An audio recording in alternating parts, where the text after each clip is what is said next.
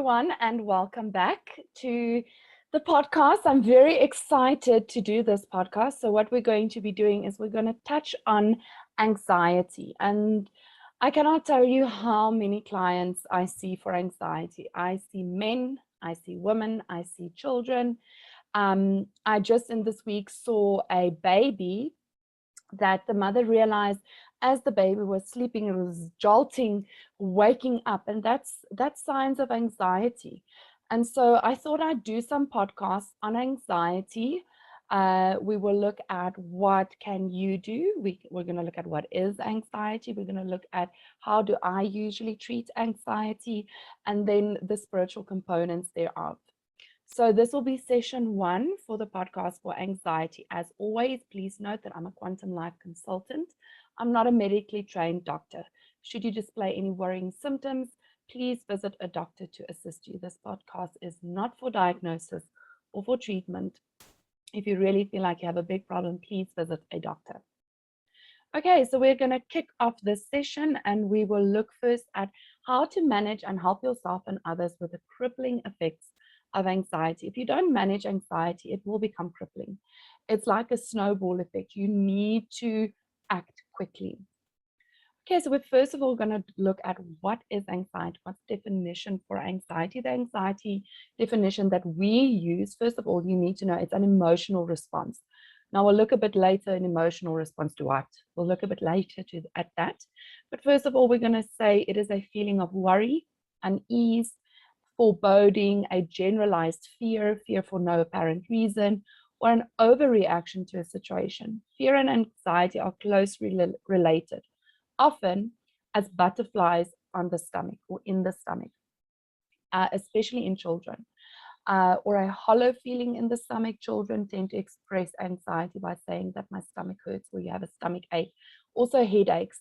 Headaches and stomach aches in children are often signs of anxiety. And if you say to me, but Natanya, many times it's just because they had too much sugar, you'll see later that sugar is an underlying cause to anxiety in the gut. So let's get started. Okay, so symptoms of anxiety. How do you know you struggle with anxiety, right? That's the first thing that we need to know. So first of all, you'll have headaches, stomach ache, fast heartbeats, sweat. I don't mean on a warm day, but, sweating like in the winter, dizziness, feeling jittery, muscle tension, especially in the neck and in the shoulders. The reason for that is the moment we start getting stressed, we tend to lift up our shoulders and we slouch forward. So if your posture is also doing that, it might be a sign of anxiety or being anxious. So make sure that your posture is well. Rapid breathing, panic attacks, obviously, constant nervousness, difficulty concentrating, irrational anger or irritability, restlessness and sleeplessness or insomnia. Okay, so symptoms that people often are unaware that have their roots in anxiety is ADHD.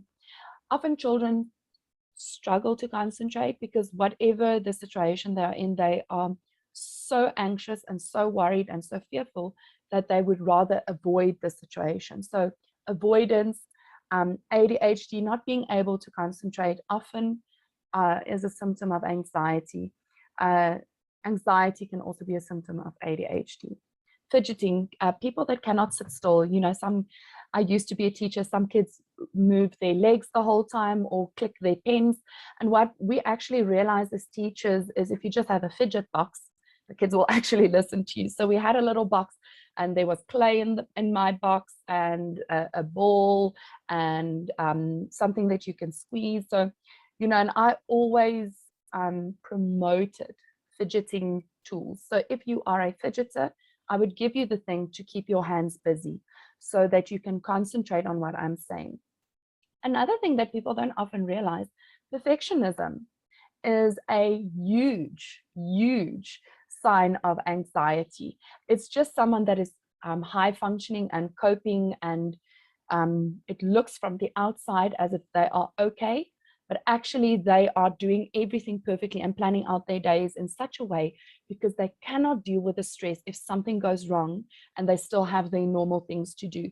And so perfectionism, in psychology, they say perfectionism is the highest form of self-abuse. And so perfectionism often is a sign of underlying anxiety. People that are overworking, people that constantly work, that struggle to switch off, they very task orientated, they will look after the job and doing the job and getting the job done before they worry about themselves. People that are not able to relax. I did a podcast yesterday and we were talking about this, that we were created to rest and people often struggle to rest. So not being able to relax, insomnia, overthinking, and guilt, constantly feeling guilty, constantly feeling as I said something wrong. Reading into people's behavior. Sometimes people really just don't have the time to reply. But then you start feeling guilty, thinking, did I do something wrong? Did I say something wrong? Did I act wrong? Did I do this? Maybe this is what bothered them. And actually nothing bothered the other person. You're just feeling guilty as an underlying cause of social anxiety often. Okay, so stress on your brain.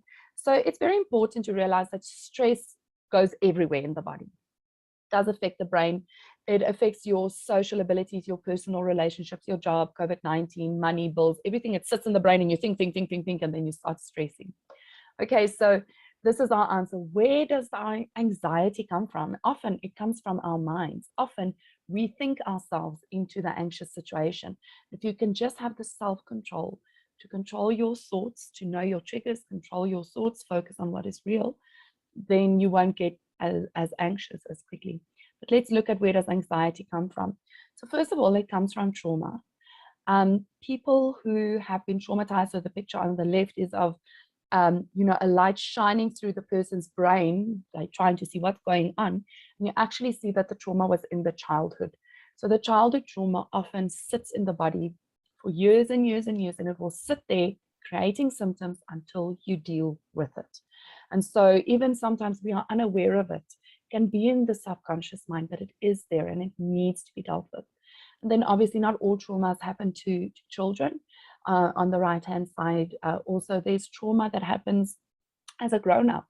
And so what happens with trauma is trauma comes, and if your life is a circle, trauma comes and it squiggles all over your circle. And so what happens is you now need to then focus to get your circle bigger. The squiggle doesn't really go away. You just learn to cope with it. You learn to deal with it. You learn to process it. You learn to make a positive thing come out of it. But leaving it alone will not help your circle get bigger. So your circle will stay scribbled as long as you don't deal with the trauma. The next thing is lifestyle. Okay, this is an example of a positive lifestyle, taking care of your health, managing your time, making sure that what you put in your body is healthy, and getting exercise.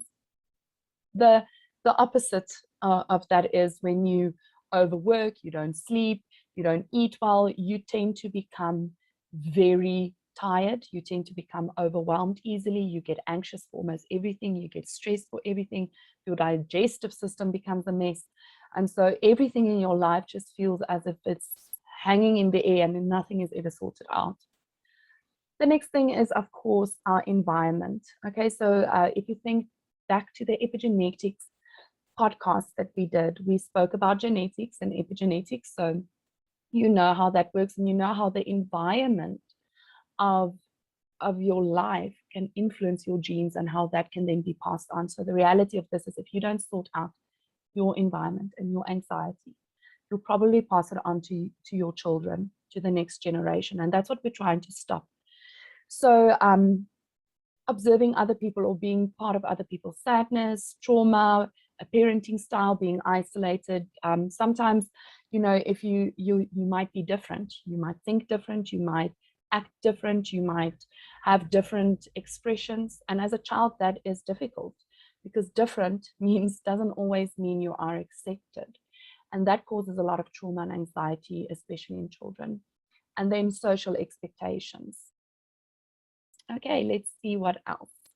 Okay, so I spoke quickly about the epigenetics. Remember what I said the previous time, and this is the same picture that we used in the epigenetics session or podcast, is that while your grandmother was pregnant with your mother, the egg cell that formed you was already in the womb, in your grandmother's womb. And so just as with the smoking, anxiety can and will be passed down. Okay, I hope you guys learned something today. Thank you so much for joining me, and I hope that you can join the rest of the course. Next time, we will be looking a bit more at what is anxiety in children and in babies, what is normal, what is not normal, and what you as a parent can do. Thank you so much, you guys. Enjoy the rest of your day.